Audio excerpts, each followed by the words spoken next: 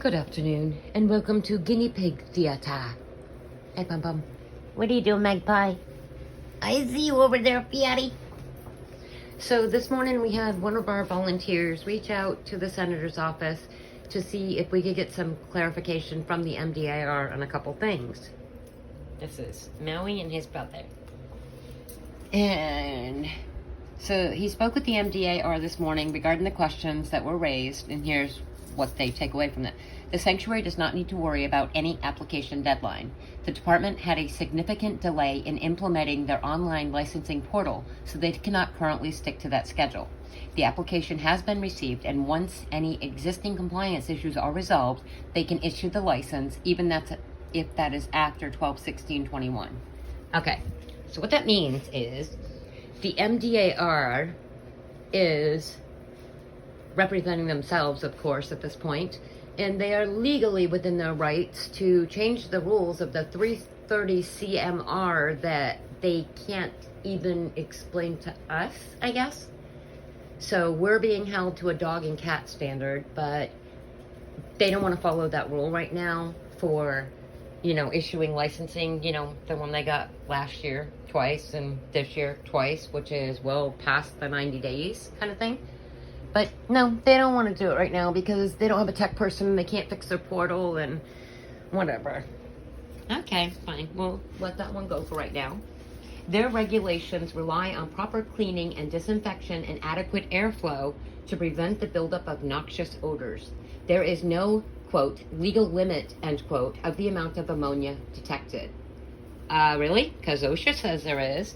There's a page for chickens that says 25 ppm. There's a page for guinea pigs that says 50 ppm.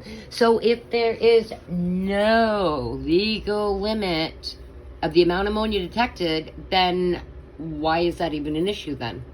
It was enough of an issue for her to call the landlord about. As noted during the second inspection, the air quality was much better. They're hoping that will continue despite the colder weather when doors and windows will probably need to stay closed. You do realize we've been here, this is our second winter, right? It's not just our first winter. Walk with me if you will, darling. Let's go walk. Okay, pay no attention to the hay on the floor. We just did the hay. Look at hay. Oh my God, it can't be. We can't have hay on the floor. We just did hay and we are at 99% clean air settings. This is one of those fancy HE600manual.com, whatever the heck this is, shark thing that cost the village $300 to make sure that our air quality was where it should be. That being said, back to work. What are you doing? Are you pooping? You know poop's not allowed, don't you? There will be no poop. Stop pooping. No poop for you. Are you sleeping in your hay? You know we're not supposed to have hay, right? Stop it.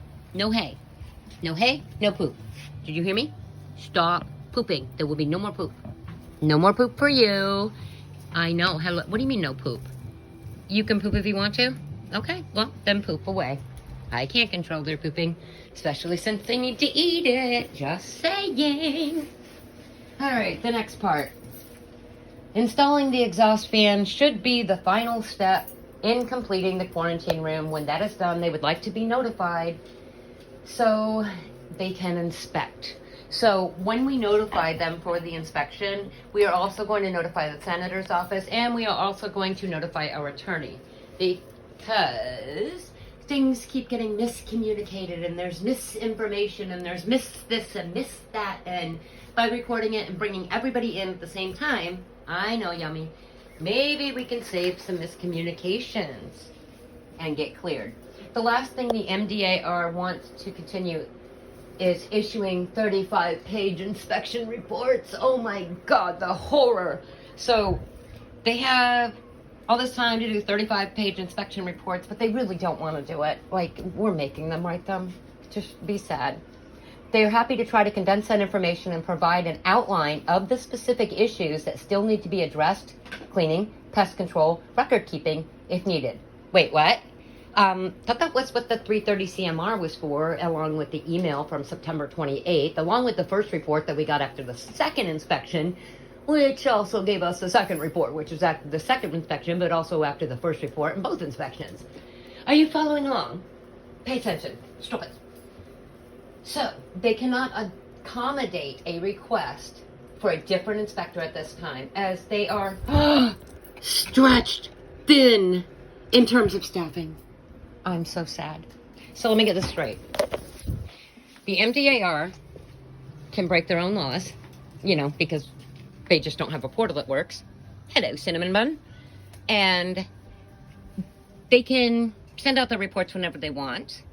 And they can pretty much do everything they want to do. Send us 35-page reports and then basically gripe that they don't want to send us 35-page reports, but we make them. They take more pictures than if you were attending a freaking wedding to use as exhibit number 1 through 40 or whatever the heck number she did. And they're understaffed. Do you understand this, Wendy Lee? Spike Ella, how about you? Do you understand? It means they don't have workers. They can't send a different inspector. And they have to use the same inspector to do all of the reports, 35 pages long, or less, should she so choose to. And that's what's taking up all their time. So what we need to do is, okay, memo to yourself. I know Sleepy Boy. This is Foxy. He's a good boy. So everybody make a memo, okay? Because they need help. And we're friendly, so we're going to help them. So the MDAR needs a tech guy. I think one of our volunteers' husbands is a tech guy. He could probably help them with their portal stuff. And they need more inspectors. So why don't we try to get some people that are honest in there? So if anybody's going into the field of MDAR in Massachusetts, let us know. You can do some of your hours here for the job. Apparently they do not need a photographer because Jessica takes a shit ton of pictures. Sorry, that was a bad word. I know, I'm sorry. Get over it. And let's see, what else do they need? Oh, they need to have like a lie detector on staff. You know, somebody who knows when they're not telling the truth so it doesn't get published out there, so they don't end up looking even more stupid than they already look because they don't know their own laws, they don't follow their own laws, and they're holding it to a standard that is higher than humans would be held to. Think about it. If you go into a doctor's office, mind you, okay, or hospital, they will have curtains in there. Do you know what curtains are? Non-impervious. Oh, gasp, the horror.